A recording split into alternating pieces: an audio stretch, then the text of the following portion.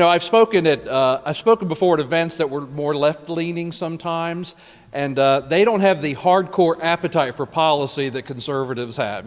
Now they'll talk for hours about strategy, how do we turn out the vote, and all that kind of stuff. And frankly, we could learn some of that from them. They do a better job sometimes on strategy than we do, but they don't have much of an appetite for policy. I think the reason for that is that the facts are not on their side; they're on our side, right? So we're the people with the ideas. And I want to talk to you a little bit in summation about a lot of what you've heard today. Since we are the party of ideas, since we're the group that thinks about issues and thinks about facts, and since we're the group that can do math, should we not have an agenda? How many of you feel like the Republicans right now have an agenda in place? They know what they're going to do if they win the Senate. They know exactly what they're going to do. How many of you think that's the case? Yeah. This is a huge problem that we have right now, is what do Republicans stand for? What would they do? Now, I've been at this business going all the way back to the contract with America, where Republicans made a promise to America. They said, if you give us control of Congress, these are the things we promise to do. And that device, having an agenda and communicating your agenda, gave Republicans control of the House for the first time in 40 years. People want to know what you're going to do. People want to know that you're committed to something. And so what I want to run through with you as the sort of last and concluding presentation today is what should be the elements of a Republican agenda. So let's just say that we win control of the Senate, and Harry Reid can no longer protect President Obama by keeping anything from getting to his desk. You do understand that that's what's been going on for the last 6 years. We should have a little bit of a forgiving attitude toward our Republican leaders in Congress, because they know that if they put a lot of hard work into something, it will go nowhere. It will never even get to the president's desk, because Harry Reid will kill it. Because Harry Reid has basically taken the Senate, which is a noble and important institution in our system. The Senate is where things are really supposed to be deliberated seriously, and he's basically just turned it into a subservient part of the Obama administration. Harry Reid will be the most embarrassing episode in the history of the U.S. Senate, the way he has just basically turned his institution over to the Obama administration. So let's say that we get rid of Harry Reid as the leader, and let's say that we actually take control of the Senate. What should be our agenda? What should Republicans be talking about? Now, this is an important exercise because, as I said earlier, they don't have one. And so hopefully those of you who are activists and who communicate with your leaders and who communicate with Congress, these are the points I think you should be telling them. This is what we want done. These are the kinds of things we want sent to the president's desk. Let's at least force him to veto things. Now, if you want a Republican to win in 2016, you have to start that campaign now. You have to start sending ideas to President Obama that make sense to the American people and force him to either sign them or veto them. And then your presidential nominee can run as a contrast. I would have signed that. I would have approved that. President Obama vetoed it. So what should be the elements of a Republican agenda? I'm sorry, this is my apology for not being here all day like most of you have been. Unfortunately, this is kind of where I am right now. My hair's on fire with all the different projects we have going on. Otherwise, I promise I would have been here. Okay, so let's talk about health care. What should be the Republican agenda on health care? If you can only do one thing, if you can only do a surgical strike, if you can only make one change to Obamacare, we should eliminate IPAB, the Independent Payments Advisory Board. IPAB is designed to keep you from having health care. That's the purpose of IPAB. IPAB is modeled after an institution in England that's part of the National Health Service, and their acronym is NICE, N-I-C-E. And of course, the big joke in England is they're anything but. NICE has made decisions like this. They've said, you're going blind, and that drug Lucentis will reverse your blindness and it will keep you from going blind. We won't pay for that for your first eye. We'll let you lose your first eye because you can get by with one eye. Now, we'll pay for the drug to keep you from going blind in your second eye, but we won't pay for it in your first eye. Now, what kind of a decision is that? That's what you have to do when you have something like the NHS in England, where you have government paying for health care. So we have to stop that in its tracks here. So if we can only do one surgical strike, we need to put a bill on the president's desk that eliminates IPAB. IPAB is part of this death panel function in Obamacare. It's designed to stop you from having health care, to say, that's too expensive, that's too unnecessary, we're not going to pay for that. And of course, as we all know, our ultimate agenda should be to repeal Obamacare. But here's what's interesting. Republicans are constantly subjected to the charge that, okay, we know you don't like Obamacare, but you don't have an alternative. Do you know that the Republicans do have an alternative? They do. But many of you probably don't know it because they do such a terrible job of communicating. The Republicans have an alternative. It's on their website. It's called the American Health Care Reform Act, and it is a culmination of all of the best ideas that conservatives have had about health care reform. And these are just some of the elements. It fully repeals Obamacare. It lets Americans purchase health care across state lines, which increases competition. It has medical malpractice reform, which we all know is necessary. It provides tax reform that allows families and individuals to deduct health care costs, just like businesses do.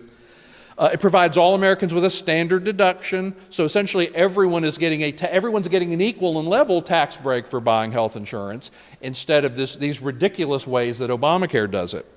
It expands health savings accounts, which is a fabulous idea for giving people a tax break for paying for their own health care. It bolsters high-risk pools, which is really the best way to provide health insurance to people who can't afford it, to the poor and to the indigent and to the unemployed and people like that, are high-risk pools. Of course, Obamacare makes those almost impossible. And it explicitly protects the unborn by explicitly saying that the government will not pay for abortion. So the Republicans do have an alternative. They've done a terrible job of communicating it. Over 200 members of Congress have co-sponsored the bill. We know exactly what we would do the moment we have an opportunity to repeal and replace Obamacare. And those ideas resound with the average American. They get it, if only we can communicate it. So what should we do on tax reform? We have the highest tax rate, business tax rate among any industrialized country. This is why you're hearing about inversions. This is why you're hearing about job creation overseas. This is why you're hearing about companies leaving the United States. Because frankly, that's what they should do. Because we have made it, and taxes are right off the bottom line. I mean, the difference between paying a 15% tax rate in Ireland and a 39% tax rate in the United States, for many companies, is millions and billions of dollars gone. They're doing the right thing by fleeing the United States. A free country allows people to leave. A free country allows companies to leave. Now, we don't like the fact that they're leaving, but what's the alternative? The alternative are totalitarian policies, like laws against companies changing their structure, laws against letting you leave the country with more than $10,000. Those are the kinds of things that Venezuela does. Those are the kinds of things that Cuba does. Those are the kinds of things that totalitarian countries do. So all these companies that are inverting, they're doing a rational thing. And what we should do is fix our stupid tax policy. So Republicans should be arguing for a cut in the corporate tax rate to at least 24% below where we are. If we had a 22% corporate tax rate here, companies in other countries would be moving here instead of the alternate. We should move to a territorial tax system. Right now, U.S. companies have almost $4 trillion overseas in foreign subsidiaries that they would like to bring back home here and invest here, and they can't do it. And the reason they can't do it is our stupid tax system.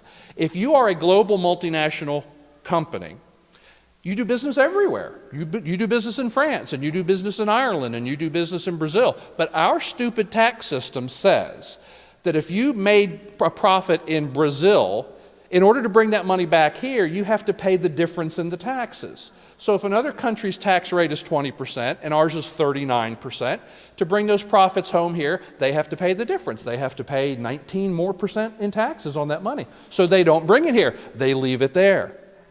So if you're upset about all these companies creating jobs overseas, it's our fault. It's our stupid tax code. So this should be part of the Republican agenda on taxes. Of course, we should reform the IRS. We should put the IRS on a shot clock. And this is one of my favorite devices. Instead of giving the government the ability to just delay and delay and delay, what laws should say is that approval is automatic after a certain number of days, 120 days or 260 days or whatever, unless there's a specific reason not to approve. We should put government on the defensive. We should not act as if government is this all-wise force that makes all our decisions for us. If a company applies, if an organization applies for a 501c4, if a pipeline company applies for a pipeline, if a refinery applies to do a refinery, the government should have 120 days to approve it. If not, it's automatically approved. Put them on a shot clock. And we should also criminalize the use of IRS data and the use of IRS information for political purposes. It should be overtly criminalized so that you go to jail if you break the law. Right now, it's not, and that's why people in government, think of all the scandals you've heard about that government people have done, federal bureaucrats have done over the last couple of decades. Does anyone ever go to jail? No one ever goes to jail. No one's ever punished because they don't criminalize things that can affect them, right? They criminalize every time I turn around, I'm facing something that I could do wrong that's a federal crime, right?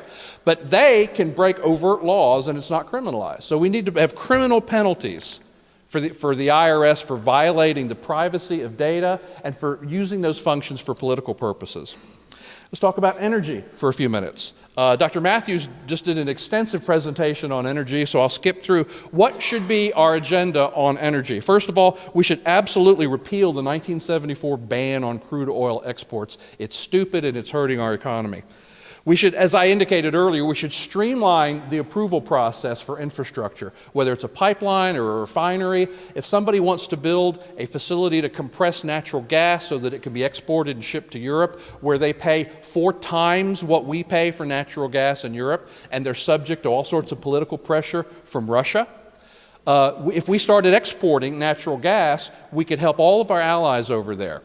But the reason we can't do it is that the federal government doesn't approve these facilities for compressing natural gas. So we should change the law to where it's an automatic shot clock approval unless there's a specific reason not to. We should start auctioning permits on federal lands for oil exploration, as Dr. Matthews talked about. We should repeal all of those tax credits that he showed you on that chart for alternative energy. I'm not opposed to alternative energy. I'm not opposed to windmills. I'm not opposed to solar. I'm not opposed to tidal. I'm not opposed to any of that stuff. What I'm opposed to is government giving subsidies to dumb ideas, to bad business models that don't work. We should not be opposed to innovation in energy. We should be opposed to subsidizing bad business models that won't exist unless they have permanent government subsidies.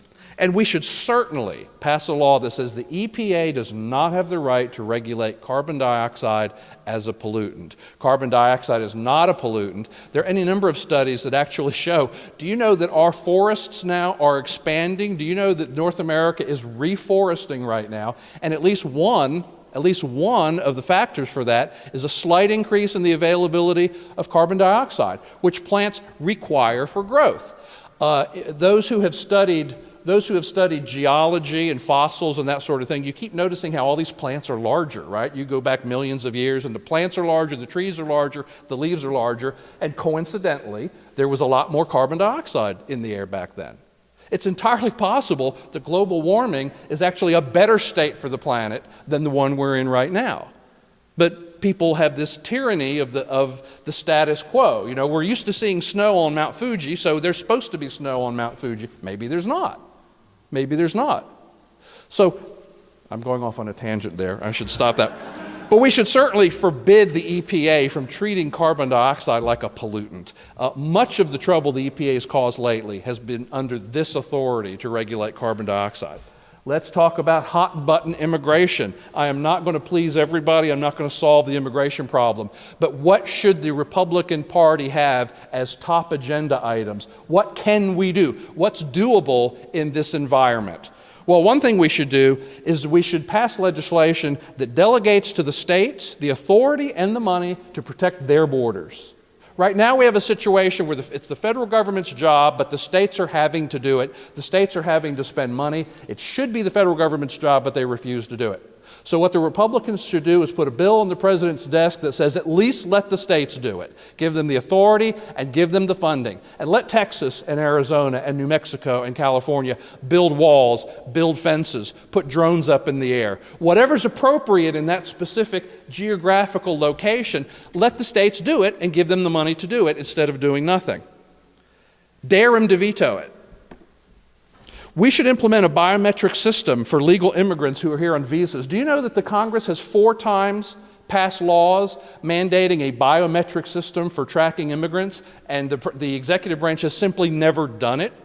If you're here on a student visa, if you're here on a work visa, we have no idea where you are. We don't know if you're enrolled. If you're on a student visa to go to USC, we don't know that you're at USC. We don't know that you're in California. We have no idea where you are. There is no biometric system. When you come into the country, there's a biometric system. Fingerprint, picture, goes into a database. There's no other biometric system. We only know when you come in. We don't know when you leave.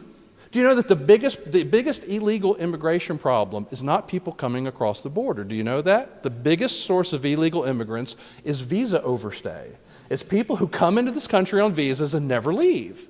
Student visas, tourist visas, business conference visas, and other things like that. We don't know when they leave. We have no means of tracking it. We should put biometric tracking on every way that you can leave the country so we know when you come in and we know when you leave. We should put biometric trackers in every post office, and we should require, if you're here on a visa, every 30 days or every 60 days, you got to go give them a thumbprint and a picture, just so we know where you are. Colleges would put them in student centers for all of their foreign students. Once every 30 days, every 60 days, you got to check in so we know where you are. That's a reasonable thing to do for guests in this country, and we don't do it right now. And it's a great reason why we have security problems here, because we have hundreds of thousands of students, particularly from the Middle East, who are here in this country. We don't know where they are. We have no idea. And we should also move to an auction system for H-1B visas. H-1B visas are the visas for high-skilled workers that all the technology companies want. So you've heard this controversy, right? Microsoft and all these, they say, we can't hire enough Americans to do these jobs, so we need immigrants, right? So that's their argument. There's another argument on the other side that says, there's plenty of Americans who can do programming, there's plenty of Americans who can do those jobs, you just don't want to hire them because you can get the immigrant cheaper. So we've got this constant argument going on. Do we need all these foreign high-tech workers or not? Well, there's one way to solve it, and that's auction off the visas. Right now, that's not how we do it. Right now, we do a first-come, first-serve, and we just give out a limited number of these work visas.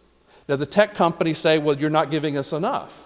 But people who are concerned about immigration say, well, you're giving them too much, right? And there's no way to find out what the answer. Do we or do we not need all these foreign high-tech workers? Well, there's a market-based way to do it. And that is, instead of giving out these visas on a first-come, first-served basis, you have an auction. And if Microsoft needs 10,000 foreign workers, let them pay for it. And if those visas are going for $18,000 and $20,000, then we'll know, you know what, gosh, they were right. They did need a bunch of foreign workers. But if nobody's interested in bidding for them, well, now the gig is up. Now we know that, you just want to hire the cheaper foreign workers. So there's a solution to this problem. Auction off the visas instead of just doing them on a first-come, first-served basis. That solves that dispute. Let's talk about national security. What should be national security agenda for Republicans? First of all, we should go back to what we were going to do before Obama came into office, and we should install radar bases and defensive missile sites in Eastern European countries. You know that one of the first things that the Obama administration did was cancel several of these planned installations, and that's why Putin has been able to be so aggressive during the Obama years, because the first thing that the Obama administration did was throw up the white flag. That's the first thing they did regarding Russia. So that is not how you treat an aggressive country. You let an aggressive country know that we are not going to let you aggress. So we need to go back to doing that. I also think we should eliminate the VA healthcare system. The VA healthcare system by most accounts, does a dismal job for our veterans compared to the private healthcare system. Our veterans deserve at least as good health care as the average American gets. So we should put soldiers simply into, we should give them vouchers, or we should simply give them insurance policies and let them go wherever they want to go in the private healthcare system.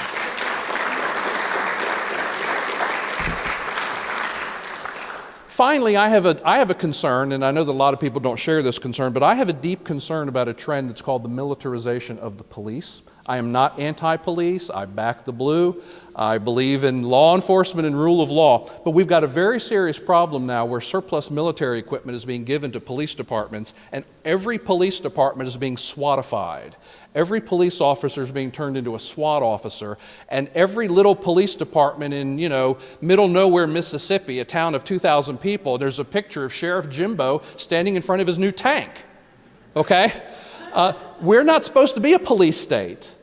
We're not supposed to be a police state. And there's a reason why there's a clear divide in the American tradition between the military, who goes overseas and kills bad guys, and the police who look after our communities. They're different skill sets. They're totally different skill sets. They're totally different techniques, and we should not have police riding around in tanks. There's already been a bill introduced by Republicans to do that, and that program should be eliminated.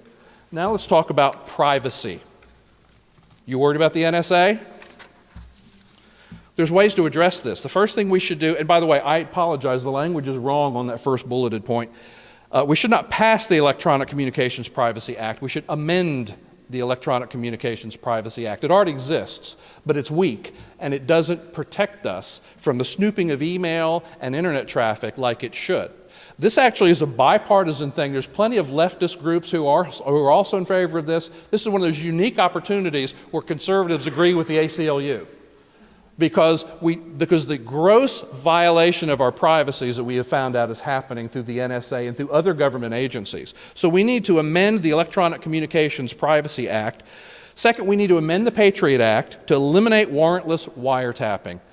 This was a panic thing that was done in the wake of 9/11. There were many good changes that we made in the wake of 9/11, but there were many stupid things that we did in the wake of 9/11. And one of them was to say that the NSA, who again is supposed to be outwardly foreign-focused, can basically build a database of all of your credit card transactions, your phone calls, your email, your internet browsing. There was an anecdote a couple years ago about a couple who the wife was browsing online for a pressure cooker, and the husband was browsing online for fertilizer for his lawn, and 2 days later, the NSA shows up on their doorstep.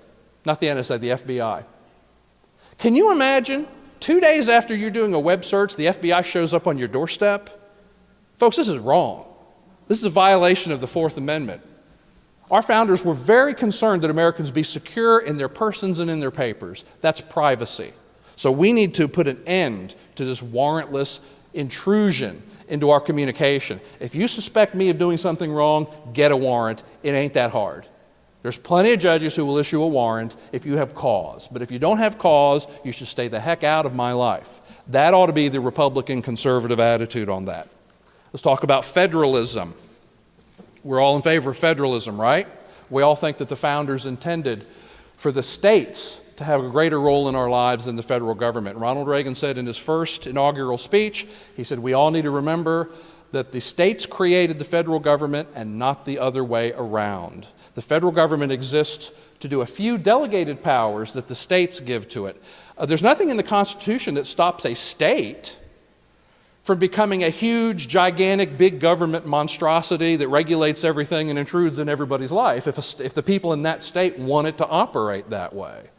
And there's nothing in the Constitution that stops a state from becoming just a libertarian utopian paradise where you can do anything you want as long as you don't hurt somebody else. It was our founders' intention that there be wide experimentation and wide variety in the way that the states do things. And of course, that's not how things are today. Today, everything's run out of Washington.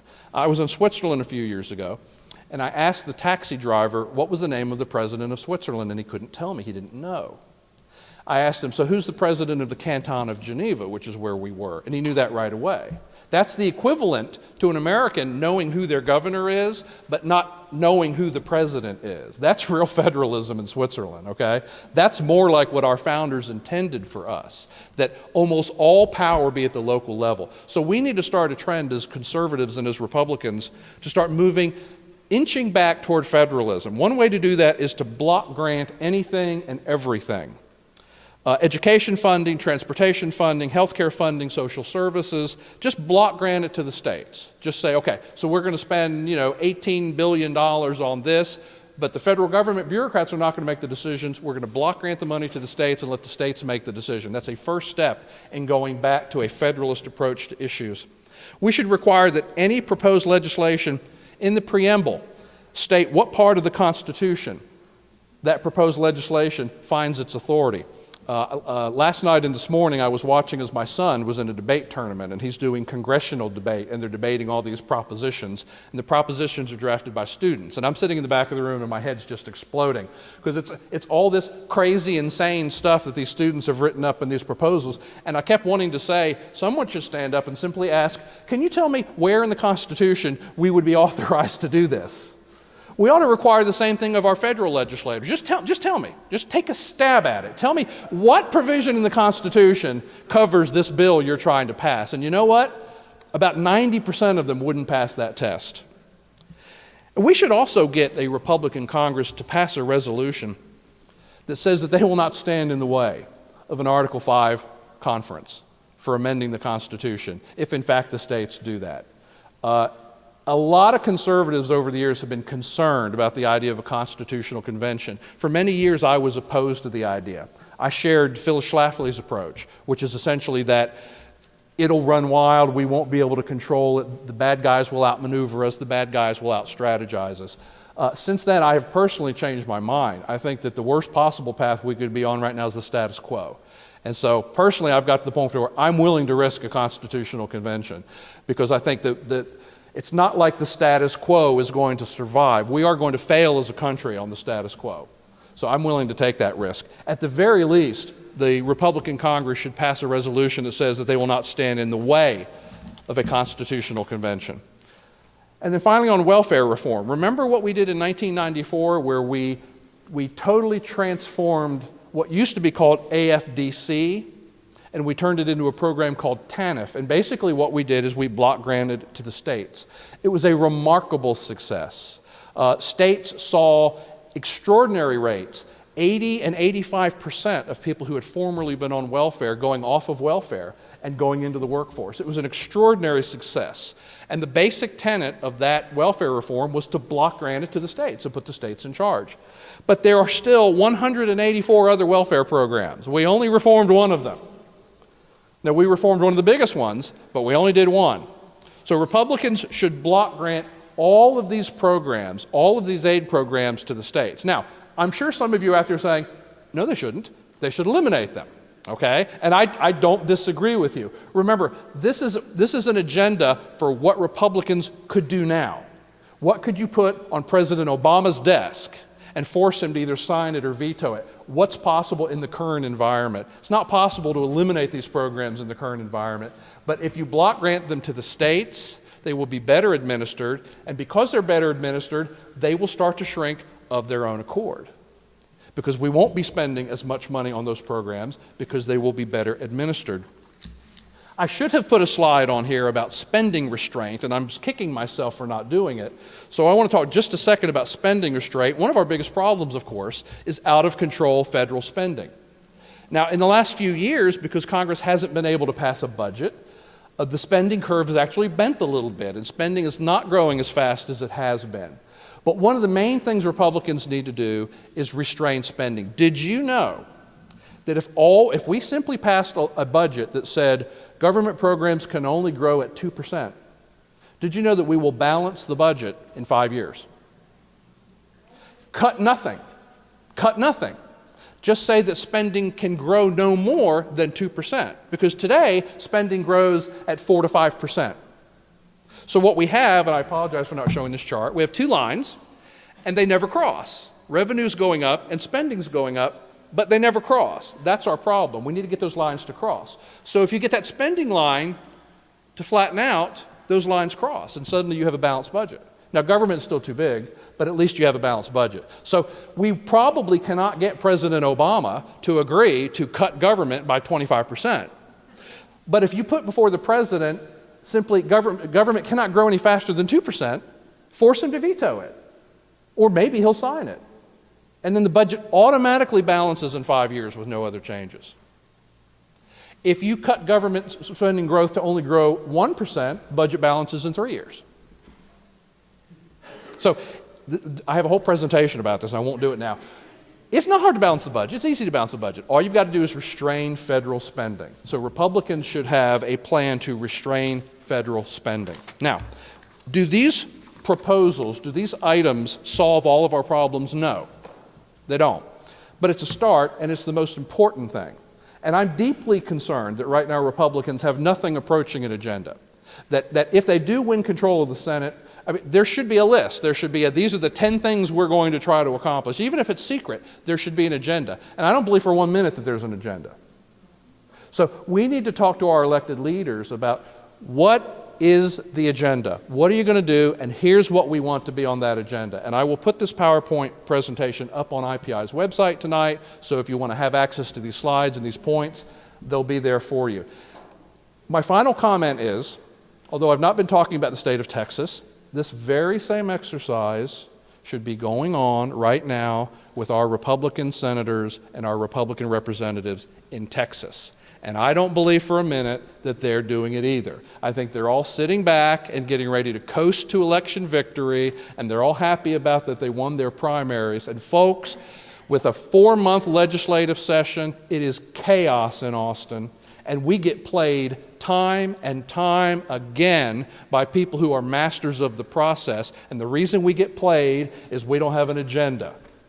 So all of our Republican reps who we worked so hard for and who we're so proud of that they won their primaries, and we're so excited that most of them are going to coast to victory in November, we need to get in their ears and tell them, what's your agenda? What are the 3 things that you're not going to leave Austin until they're accomplished? And make them have that conversation, make them think about that. If we're not strategic, it doesn't matter how many majorities we have if we don't get stuff done. And too often that's been our problem. We win the elections, we win the majorities, we collect the donations, and we don't get enough done. So thank you very much. I appreciate your attention.